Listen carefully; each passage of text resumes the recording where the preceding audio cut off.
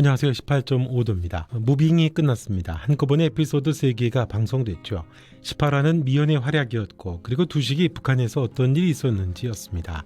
그 일로 인해 북한에서 어떻게 초능력 부대가 만들어졌는가가 주된 내용이었죠.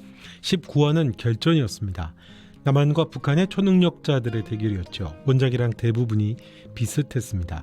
두식이 북한을 탈출하는 장면이나 가족과 만나는 장면 등은 드라마라는 걸 감안해서인지 해피하게 이루어졌죠.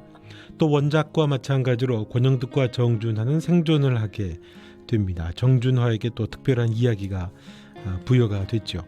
그리고 원작이 없는 북한의 또 다른 초능력자 철사장 장풍을 쏘는 임재석이라는 인물이 등장을 했습니다. 그리고 김두식이 어떻게 가족과 상봉하는지도 나오고요. 결전 이후에 봉석은 엄마와 함께 사라지게 되죠. 20화 중반까지는 결전이었고 중반부터는 졸업식이었고, 그리고 다음 무빙을 위한 쿠키 영상들로 떡밥이 던져졌습니다. 이번 영상은 이 3개 에피소드 중에 가장 인상 깊었던 장면, 장주원과 권용득의 싸움에 나왔던 한 장면에 관해서 이야기해보려고 합니다. 이번 화에서 가장 인상 깊었던 인물은 권용득이었습니다. 권용득은 괴력에다가 장주원처럼 재생 능력을 가진 초능력자죠.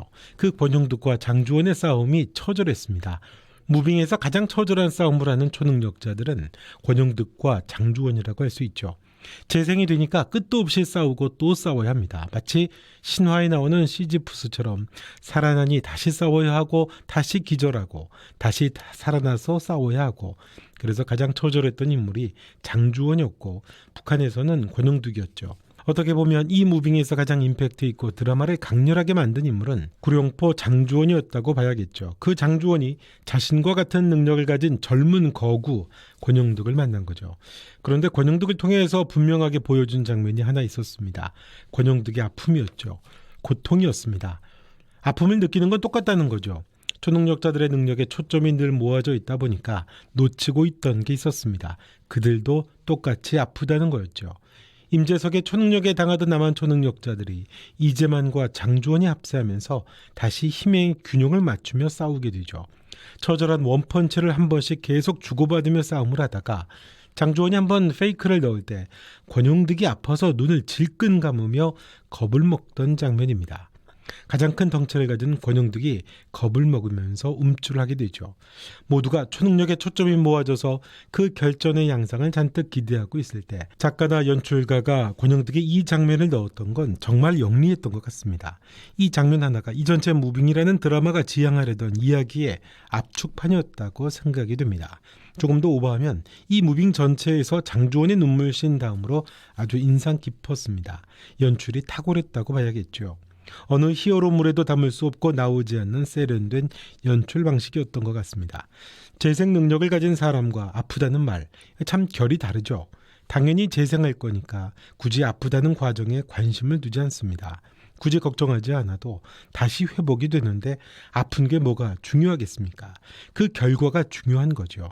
그런데 권영득은 몸서리 쳐질 정도로 아팠던 것 같죠. 또 권영득을 만난 희수가 얼마나 아프냐고 이야기하는 것도 좀 아이러니해요. 희수도 권영득처럼 재생 능력을 가지고 있거든요. 희수도 아픈 게 뭔지를 아는 거죠. 용득이 주원이네 치킨집에서 같이 일을 할 때죠. 그때 용득이 치킨 온도를 체크하기 위해 손을 기름에 담글 때마다 주원이 호통을 칩니다. 그러면서 조심해 다치니까 라고 합니다. 어차피 재생될 건데 조심할 건 뭐고 다칠 건 뭐겠습니까? 그런데 결과와 상관없이 과정이 아프기 때문이죠. 아프다는 것, 그 느낌이 바로 사람인 거죠. 권영득은 북에서 초능력자들을 가릴 때 절벽을 기어오르며 한 말이 있습니다.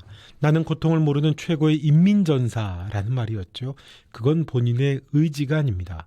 김덕윤이 고통을 모르는 자만이 최고의 인민전사가 될 수 있다고 소리를 치니까 나는 고통을 모르는 최고의 인민전사라는 말을 한 거죠. 그런데 사실 권영득은 덩치에 맞지 않게 눈물도 많고 고통도 느끼는 평범한 사람이었죠. 권영득이 고통을 모르는 인민전사라는 건 권영득이 갖는 정체가 아닙니다. 그건 집단이 부여한 겁니다. 강요하는 거죠.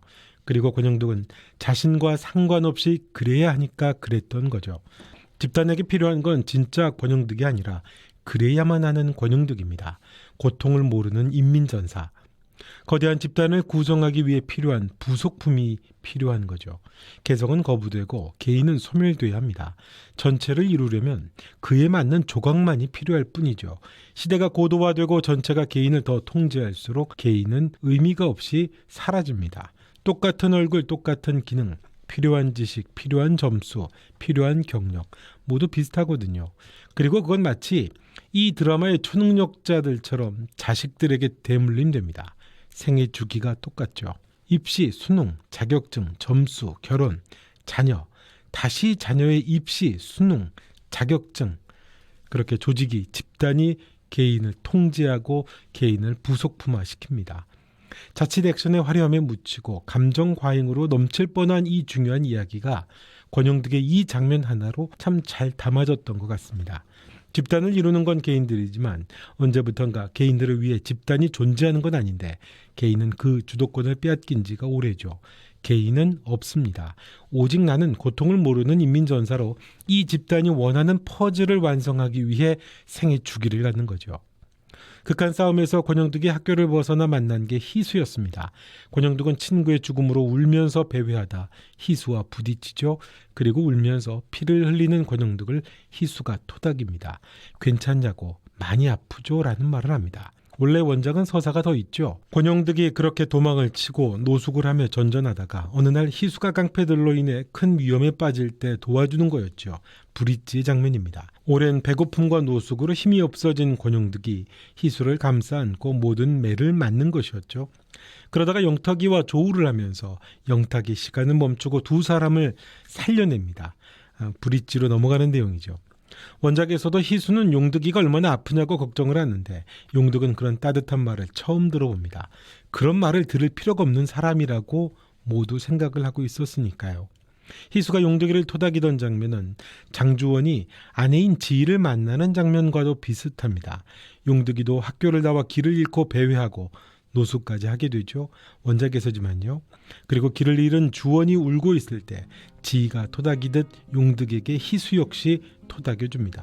그리고 그렇게 함께하는 세 사람의 치킨 가게는 세상에서 가장 안전한 치킨집이 됩니다. 보듬어 줄 수 있는 사람, 나를 그 개성 그대로 받아들여 줄 수 있는 사람들이 있는 공간이기 때문에 세상에서 가장 안전한 치킨집이라고 할 수 있겠죠. 물론 초능력이 있기 때문에도 그렇겠죠.